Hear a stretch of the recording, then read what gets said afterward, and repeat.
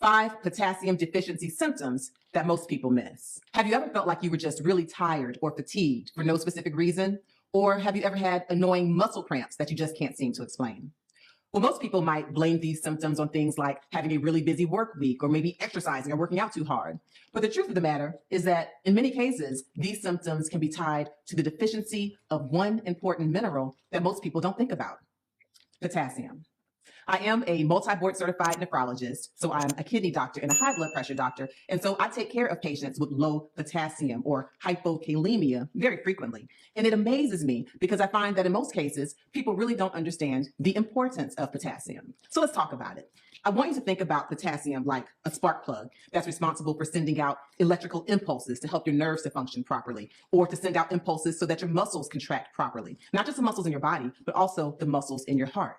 Potassium is also very important for maintaining proper fluid balance in your cells. And I can tell you as a kidney and high blood pressure doctor that potassium is actually extremely important for maintaining a proper blood pressure. The more potassium you take in, the more salt or sodium you get rid of through your kidneys. And so by having an adequate amount of potassium in your body, it helps your blood vessels to relax and it helps you to maintain a normal blood pressure. Did you know that? The problem with low potassium or potassium deficiency is that its symptoms can be linked to many different things. You might think that you're fatigued just because you didn't get enough sleep. You might think that you're constipated just because you didn't eat enough fiber. You might think you have muscle cramps just because you didn't stretch enough, when the truth of the matter is that it might all be related to a deficiency in this one mineral or electrolyte, potassium. Here are 5 potassium deficiency symptoms that most people miss.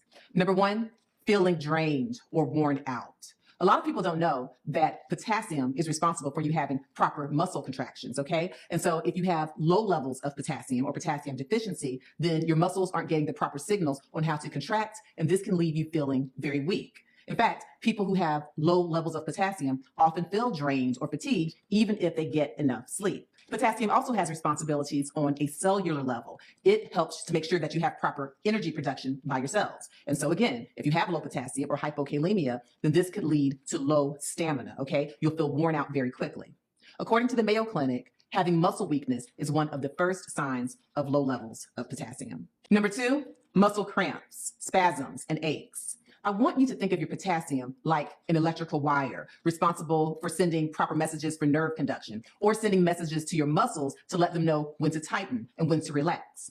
Well, if you have low potassium levels, then these signals can get mixed up, and it can oftentimes lead to muscle cramps or spasms, especially in the legs or in the feet. Some things that can lead to you having low levels of potassium in your body include excessive sweating, like from working out, or heat exposure that makes you sweat a lot. Also, if you have vomiting or diarrhea, this can cause you to lose potassium and have potassium deficiency or hypokalemia. So if you're in a situation where you're getting muscle cramps or you're getting a Charlie horse, you oftentimes might think that it's just purely dehydration and that you need to get some more water, but be careful because it could be an electrolyte deficiency, specifically of potassium. Question: what potassium-rich foods do you routinely include in your diet? Please comment down below. Number 3, digestive problems like bloating and constipation. I mentioned that potassium is important for muscle contractions. Well, that includes muscle contractions in your digestive systems. It's important for you to have a normal amount of potassium in your blood so that the muscles in your digestive system can help to move food along. Well, when you have hypokalemia or potassium deficiency, then the muscles in your digestive system don't work as well, and that can slow down the way that food is supposed to be moving, and it can cause a backup leading to constipation, bloating, even stomach cramps. Oftentimes, if you have bloating or constipation, the first thing you think is, well, maybe I just didn't eat enough fiber, or maybe I didn't drink enough water. And yes, this could be true, but it could also be true that you have a deficiency in potassium. So make sure you mention that to your doctor, and make sure that you take in a diet with the proper amount of potassium as recommended by your doctor.